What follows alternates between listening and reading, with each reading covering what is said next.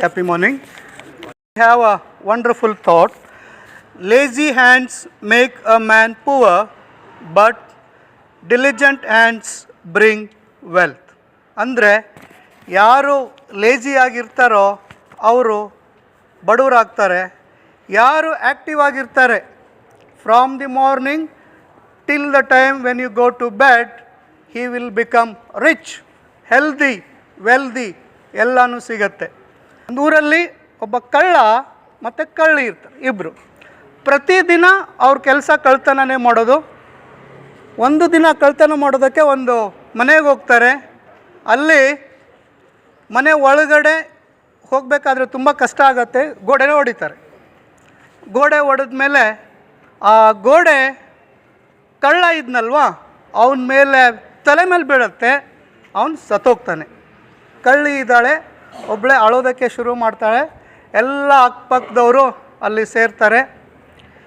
ಈ ವಿಷಯ ಪೊಲೀಸ್ ಸ್ಟೇಷನ್ಗೆ ಹೋಗುತ್ತೆ. ಪೊಲೀಸ್ ಬರ್ತಾನೆ, ಎಲ್ಲ ಎನ್ಕ್ವೈರಿ ಮಾಡ್ತಾರೆ. ಆ ಊರಲ್ಲಿ ಒಬ್ಬ ರಾಜ ಇರ್ತಾರೆ. ಆ ರಾಜನಿಗೂ ವಿಷಯ ತಲುಪತ್ತೆ. ರಾಜ ಅಲ್ಲಿ ಬಂದ ಮೇಲೆ ವಿಚಾರಿಸ್ತಾರೆ, ಮನೆ ಯಾರ್ದು ಅಂತ. ಮನೆ ಒಳಗಡೆ ಇರೋ ಓನರ್ ಬರ್ತಾನೆ, ಬಂದು ಹೇಳ್ತಾನೆ, ನಂದೇ ಸರ್ ಮನೆ. ರಾಜ ಹೇಳ್ತಾನೆ, ಮನೆ ಯಾಕೆ ಇಷ್ಟು ಕೆಟ್ಟದಾಗಿ ಕಟ್ಟಿದೀಯ ನೀನು? ಅವರು ಹೊಡೆದ ತಕ್ಷಣ ಗೋಡೆ ಬಿದ್ದೋಗಿದೆ, ಇದಕ್ಕೆ ನೀನೇ ಕಾರಣ. ಆವಾಗ ಓನರ್ ಹೇಳ್ತಾನೆ, ಇಲ್ಲ ಸರ್, ಮನೆ ನಂದೇ, ಆದರೆ ಮನೆ ಮಾತ್ರ ನಾನು ಕಟ್ಟಿಲ್ಲ. ಹಾಗಾದರೆ ಕಟ್ಟಿರೋದು ಯಾರು? ಮೇಸ್ತ್ರಿ ಸರ್, ಮೇಸ್ತ್ರಿ ಎಲ್ಲೇ ಅವನು ಕರೆಸಿ. ಸೊ ಇವಾಗ ಏನು ಮಾಡ್ತಾರೆ, ಕಟ್ಟಿರೋ ಮೇಸ್ತ್ರಿನ ಕರ್ಕೊಂಡು ಬರ್ತಾರೆ. ಮೇಸ್ತ್ರಿ ಬಂದ, ರಾಜ ಅವನಿಗೆ ಕೇಳ್ತಾರೆ, ಏನಪ್ಪ ಈ ಥರ ನೀನು ಮನೆ ಕಟ್ಟಿದ್ದೀಯಾ ಅಂತ. ಆವಾಗ ಮೇಸ್ತ್ರಿ ಹೇಳ್ತಾನೆ, ಸರ್ ನಾನು ಕಟ್ಟಿಲ್ಲ, ನನ್ನ ಆಳುಗಳು ಕಟ್ಟಿದ್ದಾರೆ, ಎಲ್ಲಿ ಆಳುಗಳನ್ನು ಕರೆಸಿ ಅಂತ. ಆ ಆಳುಗಳೆಲ್ಲ ಬರ್ತಾರೆ. ಎಷ್ಟೋ ಜನ ಇರ್ತಾರೆ, ಆದರೆ ಆ ಮನೇನ ಪೋರಾಗಿ ನಾನು ಕಟ್ಟಿದ್ದೀನಿ ಅಂತ ಯಾರೂ ಒಪ್ಕೊಳ್ಳಿಲ್ಲ. ಆ್ಯಕ್ಚುಲಿ ಇಲ್ಲಿ ಪ್ರಾಬ್ಲಮ್ ಆಗಿರೋದು ಮನೆ ಕಟ್ಟಿರೋರಲ್ಲ, ಮೇಸ್ತ್ರಿ ಅಲ್ಲ.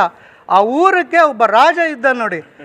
ಆ ರಾತ್ರಿಯಲ್ಲಿ ಕಳ್ತನ ಆಗದೆ ಇರೋ ಥರ ನೋಡ್ಕೊಳ್ಳೋದು ಅವ್ರದ್ದು ಜವಾಬ್ದಾರಿ ಆಗಿತ್ತು. ಕರೆಕ್ಟ್ ಅಲ್ವಾ? ಸೊ ಈ ಸ್ಟೋರಿ ಹೀಗೆ ಸಾಗ್ತಾ ಇತ್ತು. ಅದೇ ರೋಡಲ್ಲಿ ಒಬ್ಬ ಗುರು ಮತ್ತು ಶಿಷ್ಯ ಹೋಗ್ತಾ ಇರ್ತಾರೆ. ಅವ್ರು ಇದನ್ನು ಕೇಳಿಸ್ಕೊಂಡು ಈಗ ಇದೆಲ್ಲ ಆದಮೇಲೆ ರಾಜ ಒಂದು ಕನ್ಕ್ಲೂಷನ್ಗೆ ಬರ್ತಾರೆ. ಅಲ್ಲಿ ಒಬ್ಬರು ಸತ್ತೋಗಿದ್ದಾರೆ, ಅದಕ್ಕೋಸ್ಕರ ಯಾರಿಗಾದ್ರೂ ಒಬ್ಬರು ಶಿಕ್ಷೆ ಆಗಲೇಬೇಕು ಅಂತ ಹೇಳಿ ಮಂತ್ರಿಗೆ ಕರೆಸ್ಬಿಟ್ಟು ಯಾರಿಗಾದ್ರೂ ಒಬ್ರಿಗೆ ಅಲ್ಲಿ ಯಾರು ತಪ್ಪು ಮಾಡಿದವ್ರಿಗೆ ನೇಣುಗಂಬಕ್ಕೆ ಹಾಕಬೇಕು. ಯಾರೊಬ್ಬರು ರೆಡಿ ಇಲ್ಲ ಸೈಯೋದಕ್ಕೆ. ಆವಾಗ ಅಲ್ಲಿ ಇಬ್ಬರು ಹೋಗ್ತಿರ್ತಕ್ಕಂಥ ಗುರು ಶಿಷ್ಯರಲ್ಲಿ ಅವ್ರು ಹೇಳ್ತಾರೆ, ಇಬ್ಬರಲ್ಲಿ ನಾವು ಒಬ್ಬರು ಸಾಯ್ತೀವಿ. ಅವರಿಬ್ಬರಲ್ಲಿ ಮತ್ತೆ ಪೈಪೋಟಿ ಇದೆ, ನಾನು ಮೊದಲು ಅಂತ. ರಾಜನಿಗೆ ಆಶ್ಚರ್ಯ ಆಗುತ್ತೆ, ಇಲ್ಲಿ ಯಾರೊಬ್ಬರು ರೆಡಿ ಇಲ್ಲ ಆದರೆ ಇವರು ಹೇಗೆ ರೆಡಿ ಇದ್ದಾರೆ ಅಂತ. ಆವಾಗ ರಾಜ ಅವ್ರಿಗೆ ಕೇಳ್ತಾನೆ, ಯಾಕೆ ನೀವು ಸಾಯೋದಕ್ಕೆ ರೆಡಿ ಇದ್ದೀರಾ ಅಂತ. ಆವಾಗ ಆ ಗುರು ಹೇಳ್ತಾರೆ, ನೀವು ಇಲ್ಲಿ ಹಾಕಿರ್ತಕ್ಕಂಥ ನೇಣುಗಂಬ ಏನಿದೆ, ಇದರ ವಾಸ್ತು ತುಂಬ ಚೆನ್ನಾಗಿದೆ. ಇವತ್ತು ಯಾರು ಸಾಯ್ತಾರೆ, ಮುಂದೆ ಅವರೇ ರಾಜರಾಗಿ ಹುಟ್ಟುತ್ತಾರೆ ಅನ್ನೋದಕ್ಕೆ ಪೈಪೋಟಿ ಇದೆ ಅಂತ. ಸೊ ಈ ನಮ್ಮ ಕಥೆಯ ತಾತ್ಪರ್ಯ ಏನು ಅಂತ ತಗೊಂಡಾಗ, ಆ್ಯಕ್ಚುಲಿ ನಮ್ಮ ರಾಜರು ಏನಿದ್ರು ಅವರು is not too active, inactive ಆಗಿದ್ದರು. ರಾಜ್ಯದಲ್ಲಿ ಏನೇನೋ ನಡೀತಾ ಇತ್ತು, ಬಟ್ ಅದನ್ನು ತಿಳ್ಕೊಳ್ಳೋದಕ್ಕೆ ಫೇಲ್ ಆಗಿದ್ದರು.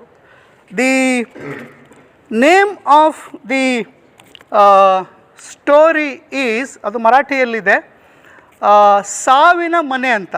ಇದೊಂದು ನಾಟಕ 1952ರಲ್ಲಿ ಮರಾಠಿಯಲ್ಲಿ ಇದು ಬಂದಿರೋದು. So my dear friends, do not be a lazy in your life, B active, B diligent, and definitely you will not be a poor. One day you will be a rich, healthy and wealthy. Thank you very much.